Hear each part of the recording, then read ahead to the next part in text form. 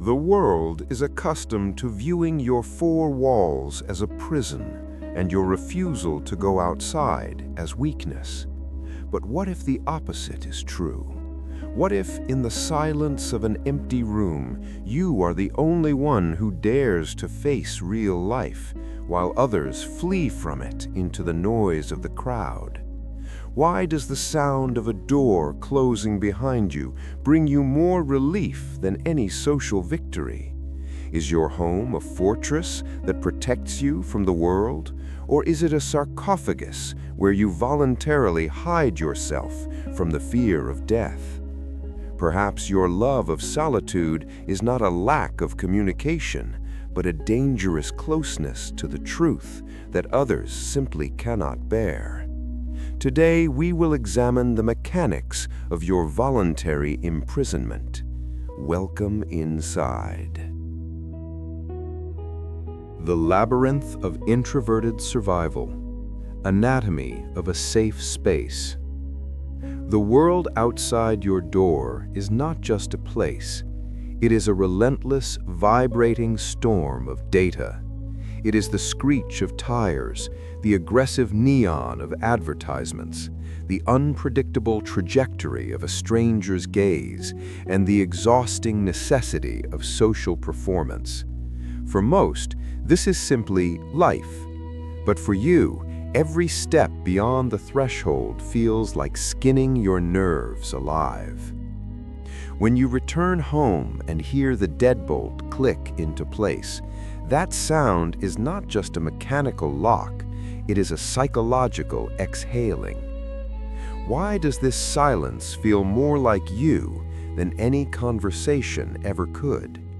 Why does the four-walled perimeter of your apartment feel less like a cage and more like a sanctuary where your soul can finally stop flinching? To understand the lover of the home, we must first abandon the lazy label of laziness. You are not avoiding work, you are managing an invisible economy of energy. For the sensitive mind, the outside world is a source of constant micro-trauma. Every unasked question, every forced smile, every loud noise is a withdrawal from a finite bank account of sanity. Your home is not merely a building, it is an external cerebral cortex. It is a physical extension of your brain where you, and only you, own the dial to the volume of existence. Pause. Think about the objects around you, the specific placement of a lamp, the worn texture of a favorite chair, the predictable hum of the refrigerator. These are not just things, they are anchors. In the chaos of the city, stimuli are chaotic and violent, but here, you are the architect of every shadow. You know exactly where the light will fall at 4 in the afternoon. You know the exact resistance of the floorboards. In this space, the world is finally obedient. Is it possible that your homebodyism is actually a sophisticated form of survival? We live in a culture that worships the outward, the traveler, the socialite, the conqueror of spaces. We are told that growth happens out there. But what if the most terrifying and profound expansion happens in the stillness? When you are alone at home, the noise of other people's expectations falls away. You are no longer a son, a worker, a citizen, or a friend. You are simply a consciousness. But there is a darker layer to this labyrinth. Let us speak of the others. Other people are the ultimate unpredictability. They are mirrors that we cannot control. When you look into the eyes of another human being, you are reminded of your own fragility. You are judged. You are perceived. You are forced to exist in a version of yourself that you did not create. To be at home is to escape the tyranny of the other.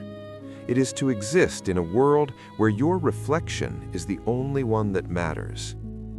But here is the paradox that haunts the hallway. If the home is a fortress of control, what happens when the fortress becomes too perfect? When you eliminate every unpredictable stimulus, do you also eliminate the friction that makes you feel alive? You sit in your chair. The world is quiet. You have successfully regulated every emotional surge. You have mastered your environment.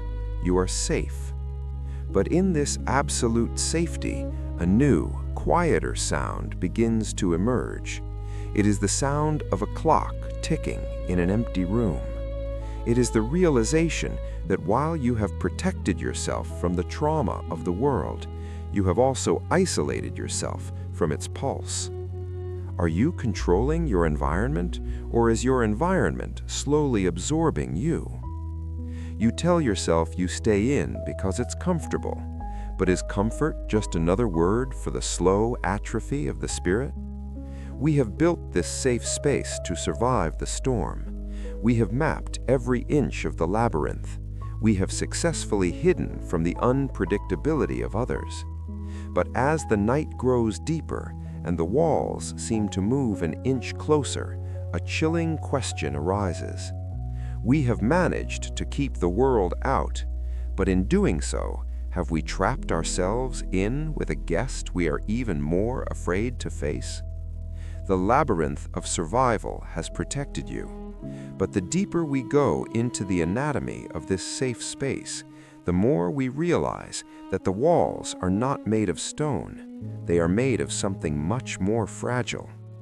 And the real reason you stay inside is about to reveal its true face. There is a specific kind of silence that only exists at 3 in the morning in a room you know by heart. It is the silence of an anchor. Outside, the world is a relentless flux, a chaotic stream of faces, fading trends, and shifting horizons. It is a place where everything is liquid, where you are constantly being washed away by the tide of the they. But here, within these walls, the air feels solid. The shelf doesn't move. The book stays where you left it. Have you ever considered that your love for staying at home isn't about comfort at all? What if it is a desperate, sacred attempt to negotiate with the end of time? Martin Heidegger once spoke of our existence as being towards death. He argued that from the moment we are born, we are hurtling toward our non-existence. The world out there, the crowd, the noise, the endless movement, is a distraction from this terrifying truth. It is a place where your identity is diluted, spread thin across 1,000 social interactions until there is nothing left of you but a shadow. To be at home, then, is to perform a radical act of retrieval. It is a claustrophilia, a love for the enclosure, because only within the enclosure can you gather the fragments of your soul. Look around your room. Look at the objects you have collected. The ceramic mug with the chipped handle, the stack of vinyl records, the specific way the dust settles on the windowsill. Why do we fill our spaces with these things? In the grand perspective of the cosmos, they are meaningless debris, but to you, they are guardians of the immutable. We fill our homes with objects to create an illusion of eternity. Outside, people grow old, buildings fall, and friendships dissolve. But inside your fortress, you create a static universe. You surround yourself with items that do not change, hoping that their permanence will somehow rub off on you. It is a quiet domestic rebellion against the second law of thermodynamics. You are trying to freeze the frame. You are trying to stop the clock. But here lies the paradox. If you stay inside to preserve your identity, do you not also risk becoming a ghost? By protecting yourself from the dissolving effect of the crowd, You have entered a space where time is so still that it becomes heavy. You are no longer being shaped by the world. You are only reflecting yourself. Is a mirror truly a place where life happens? Or is it merely where life is watched? Think about the street below your window. Every person walking by is a reminder of a life you are not living. Every open door is a path you haven't taken. To choose the home is to choose the known over the unknown. It is to choose the self over the world.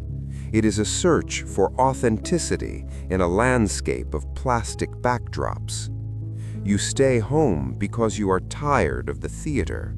You are tired of being a prop in someone else's play. In these four walls, you aren't just hiding. You are building a temple to the only thing that feels real, your own consciousness. You have turned your back on the spectacle because you realized that the spectacle is empty. The home is the final boundary. It is the skin we grow when the world becomes too abrasive. It is the barricade between being and nothingness. But as you stand at this boundary, looking out through the glass, a new tension begins to pulse. You have successfully stopped the time. You have preserved the you from the crowd. You are authentic. You are safe. You are still. Yet why does the air in this perfect space feel so thin? Why does the safety of the sanctuary begin to taste like the sterility of a tomb? We have analyzed the trauma. We have built the fortress. We have justified the silence with the words of the great thinkers. We have convinced ourselves that staying in is the ultimate act of freedom.